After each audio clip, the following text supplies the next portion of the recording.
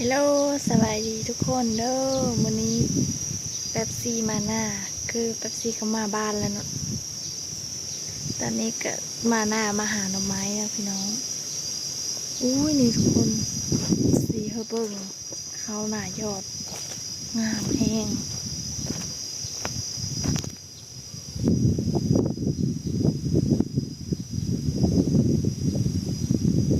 งามแห้งทุกคน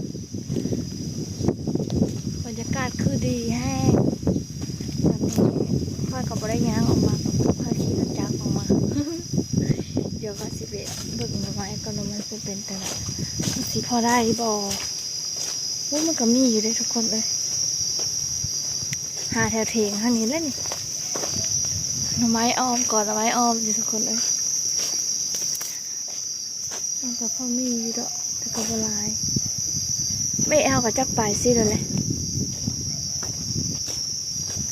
ไม่เมฆบ่อยู่เถียงเดี๋ยวไปหากันน้องพี่น้องหากระตาก่อนกระตาก็จะเทิงเถียงปุ๊บ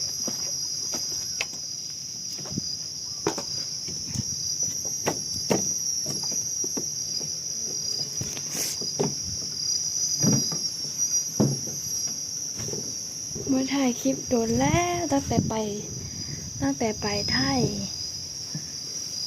ว่ามาบ้านก็เลยถ่ายพี่น้องเอ้ยซีนหมูดิบก็ยังสวนเอาบ่เอากระต่ายนั่น เจอนอนแล้วแบบนี้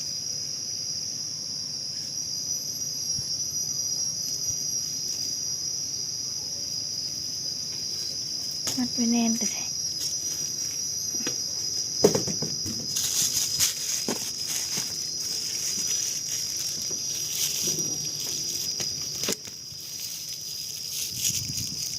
แบบนี้เลยทุกคนเห็นแล้วแหน่งเลย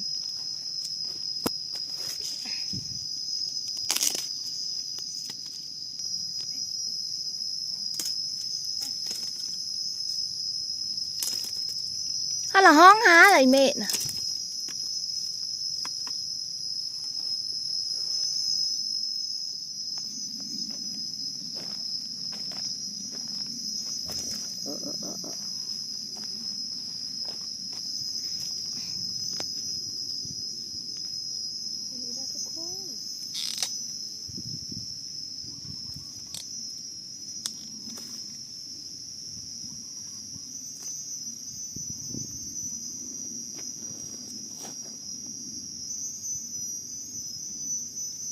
นี่กอง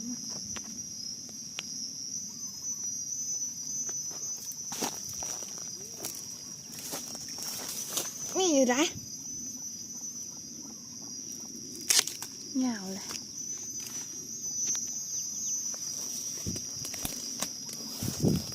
มันเป็นแหน่งมัน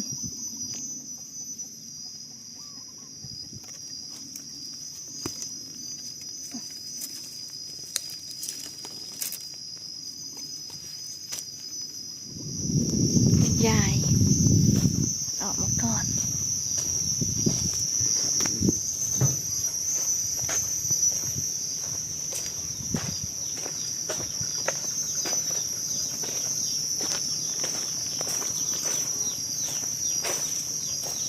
บ่ค่อยมีปะเลยเราไม่เนาะหาเราไม่ไปบ้านบอก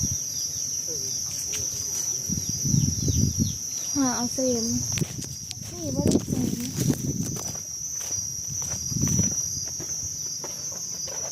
เซมไปซับ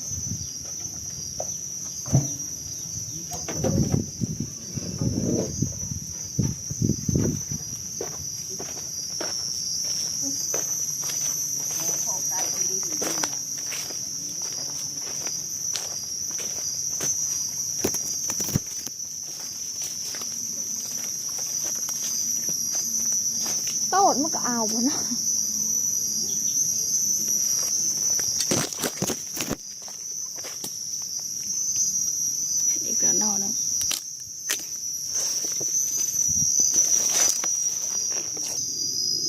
คนมามงหล่นอันนี้บานแบบซีเอิญมงขีนกเห็นแล้วเดี๋ยวสิเอาเสมซับเอน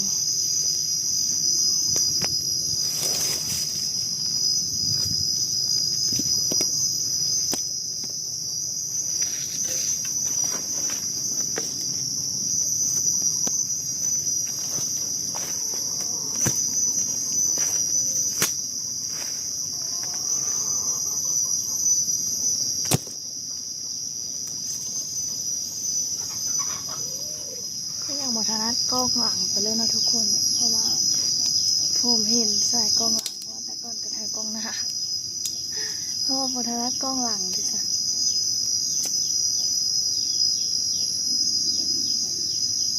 ไปหาอีกเนาะ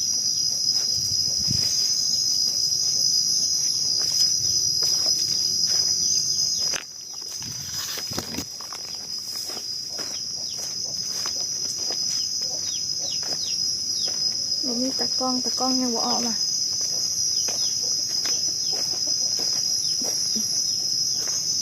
น้องทรายสกัดตึ้ง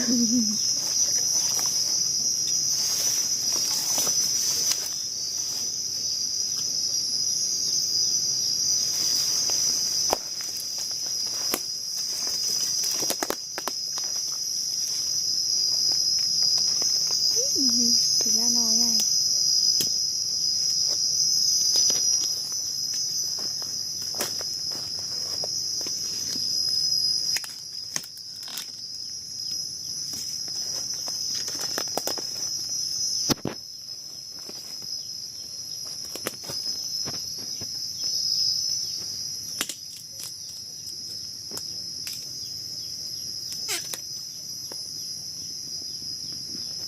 ต้นน้อยๆเดี๋ยวสิไปหาหน่อไม้ไผ่บ้านแล้วบัดนี้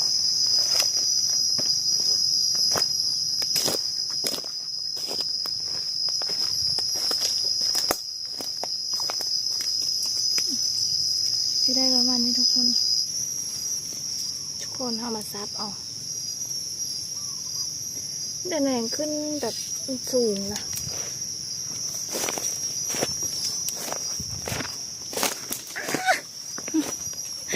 ก็หัวข้าพเจ้า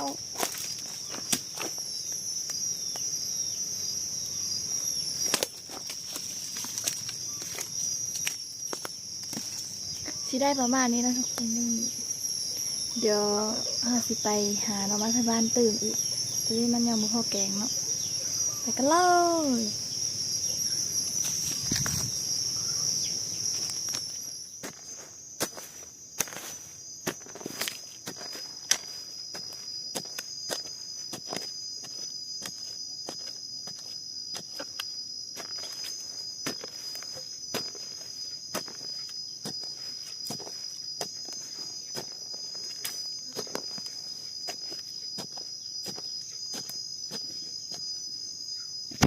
ผู้หางคุจิโร่ทุกคนเห็นไหมแล้วคุยมั้ยเดี๋ยวสีดองโคตรตรงมันสิเป็นหูหางอีก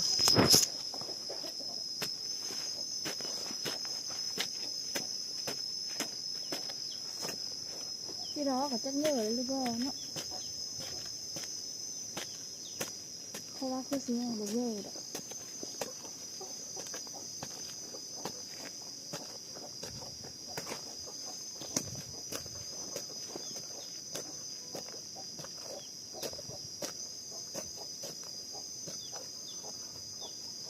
ยังบ่เยอะทุกคน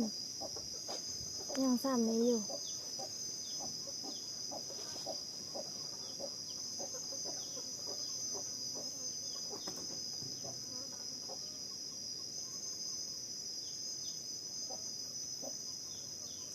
ติดตีนมันอะอย่ามันออกแต่เนี้ยตา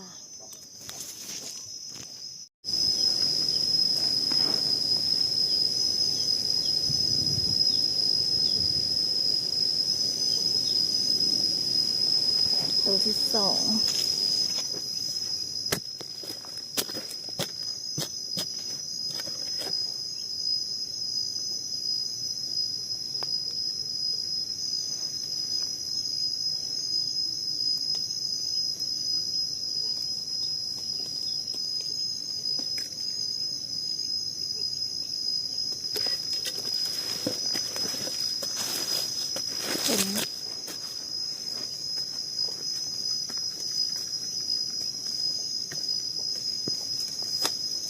ไปหาหน่อไม้ต่อแล้วทุก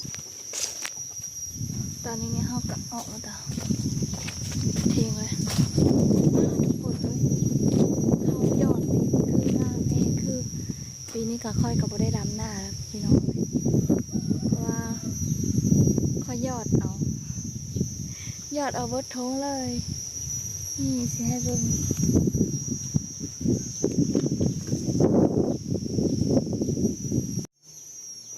บรรยากาศโคตรดีเลยออกมาหน้าทั้งลมทั้งเงียบนะ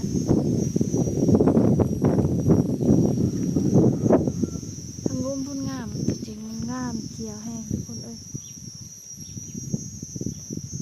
บรรยากาศที่หน้าต้นหลายปีนี้มีแต่คนยอดเนาะน้ำมันแพงแห้งไปหาหน่อไม้ สิไปหากอโขกเลย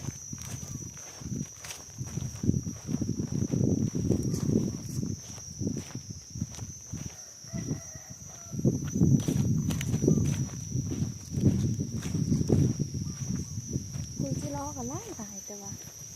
มันยังน้อย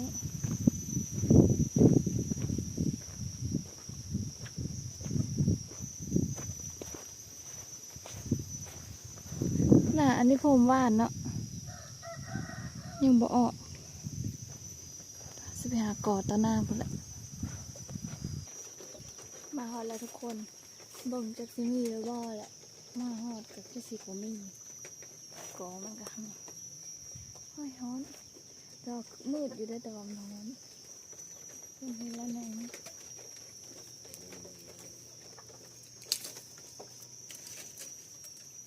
แหน่เงาแห้ง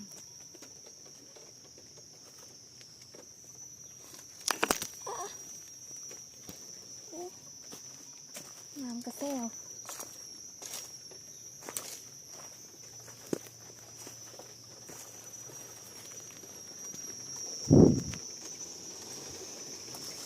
มีอยู่ทุกคนเอาตาโตดมันก็ว่า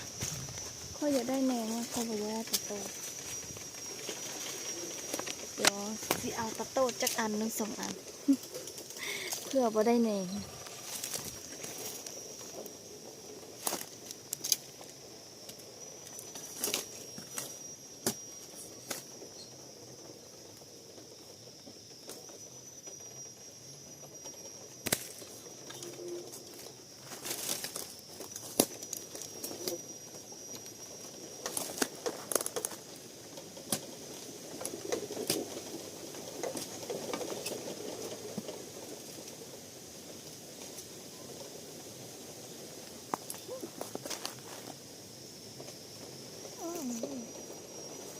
นี่ดิ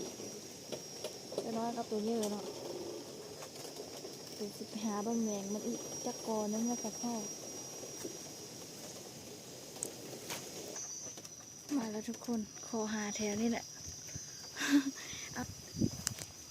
เห็นแล้วอันน้อยนึงอันน้อยนิด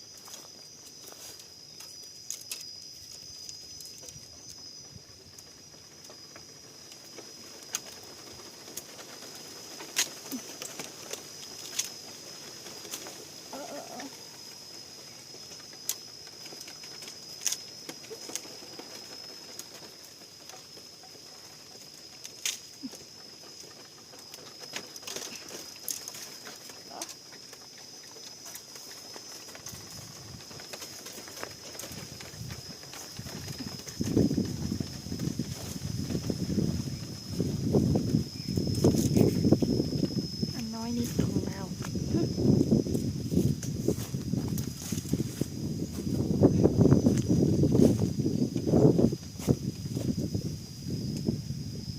แหนงมันก็ค่อยไม่ดีเนาะพูนขึ้นสูงเลยแหนงมันอะ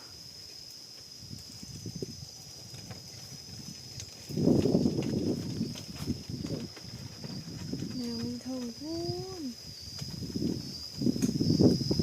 เดี๋ยวนะมาแล้วทุกคนตอนนี้ก็ได้ประมาณนี้แหละ สิ สิพ่อแกงนั่นแหละเดี๋ยวเราสิมาใบฮ้อนคันค่ายกับคันค่าย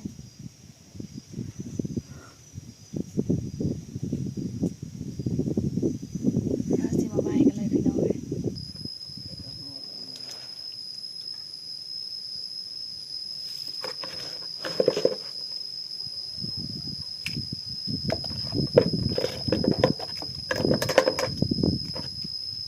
ใบเมื่อแต่พี่แหละ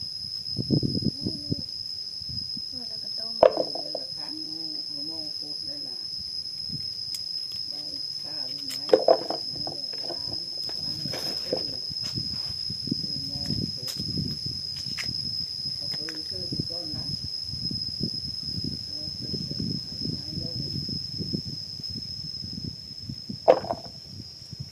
เย็นเล่าอยู่นาน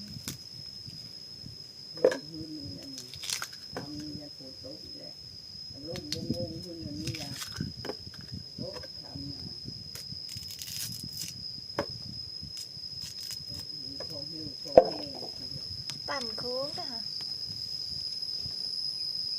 นี่เราผู้ซักเพิ่มมือนี่แล้วบ่าวกับซักแป๊บกับซัก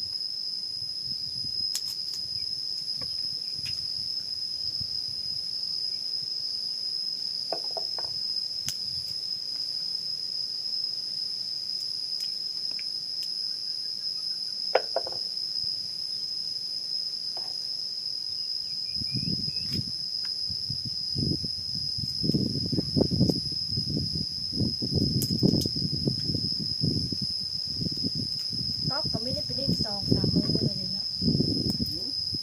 ว้าไม่ได้ไปเล่น2-3 มื้อเลยเด้โอ้บ่แล้วมึงอยู่ก็มันมีได้รูดได้อันนี้มีอยู่อย่าง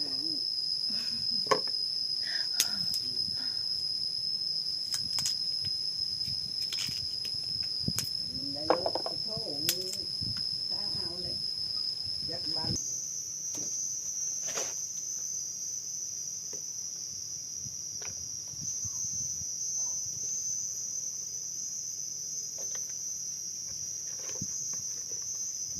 ได้ประมาณ3นี้นะทุกคนก็แพงแหละ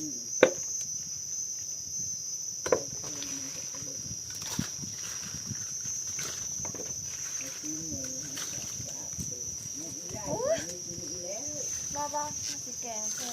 ธรรมดานี่แหละ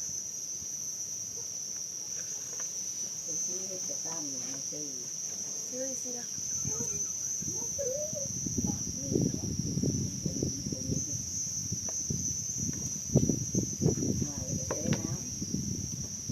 ตอนนี้กำลังซิมเมอร์แล้วนะทุกคนสำหรับคลิปนี้กับฝากกดไลค์กดติดตามเพื่อเด้อ